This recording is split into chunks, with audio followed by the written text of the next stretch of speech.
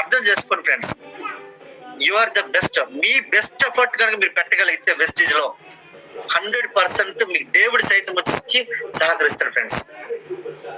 మీరు మీ best effort మీరు పెట్టండి.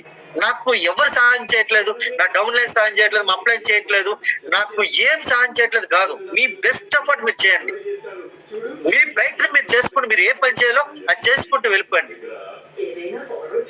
దేవుడి సైతం మీకు వచ్చి సహకరిస్తారు friends. So this is best of the best business opportunity. మీరు ఫస్ట్ నేను చెప్తున్నా friends, this is the most powerful business in the world. ఎందుకంటే ఈరోజు డైరెక్ట్ సెల్లింగ్ 60% ఈరోజు మిలియనర్స్ ఉన్నారంటే ఈరోజు అమెరికాలో ఓన్లీ డైరెక్ట్ సెల్లింగ్ బిజినెస్ లో ఉన్నారు. రేపు పొద్దున ఫ్యూచర్ లో అంత పెద్ద బిజినెస్ కాబోతుంది. 2025లో 60,000 కోట్లు చేయబోతుంది మన Indian direct selling association. So ఒక్కసారి ఉంచండి, అట్లాంటి సిచ్యువేషన్ లో ఈ రోజు 4,000 కోట్లు చేస్తే 4.5 లక్షల నా ఇన్కమ్ ఉన్నప్పుడు సుమారుగా 60,000 కోట్లు చేస్తే నా టర్న్ ఓవర్ ఎంత, నా ఇన్కమ్ ఎంత ఉంటుందో ఒకసారి ఆలోచించండి. రంజిత్ గారి ఇన్కమ్ ఎంత ఉంటుందో ఒకసారి ఆలోచించండి.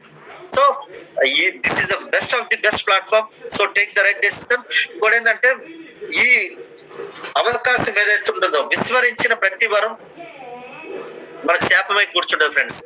చాలా మంది బిజినెస్ లోకి వస్తారు అంతే, కానీ ఏం చేయరు, వాళ్ళ వల్ల ఏముండదు. కానీ విస్మరించిన ప్రతి వారం శాపమై ఎందుకు కూర్చుంటది అంటే వాళ్ళు కరెక్ట్ గా వాడుకోకపోతే. నేను చెప్తున్నా, చాలా మంది ఇక్కడ ఉన్న పీపుల్ ఎవరైతే ఉన్నారో, కనెక్ట్ అయిన పీపుల్ ఎవరైతే ఉన్నారో చాలా చాలా చాలా వాళ్ళు సక్సెస్ అయి ఉంటారు. చాలా మంది వాళ్ళ దగ్గర వాళ్ళ ఇంటి ముందు ఆడి కార్స్, బెంజ్, BMW, కొన్ని లాక్స్ ఆఫ్ ఎర్నర్స్ వాళ్ళ బ్యాంక్స్ లో ఉంటే వాళ్ళ సొంత పెద్ద పెద్ద ఇళ్ళల్లో ఉంటారు.